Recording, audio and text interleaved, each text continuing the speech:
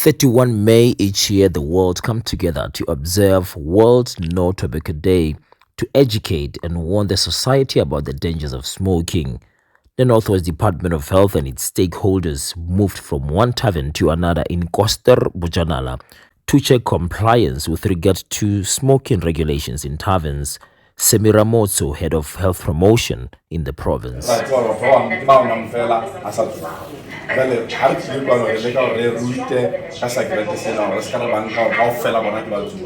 Another common method of smoking is hookah, which has become highly popular, especially young adults, as many perceive it to be a safer smoking alternative to cigarettes. Tell you what, nothing cool about it. After the happy baby, the hookah pipe, the e-cigarette, the in. Se lo ngore jwale di ba kotsi ho feta cigarette. Ya ka scientific evidence na le yona.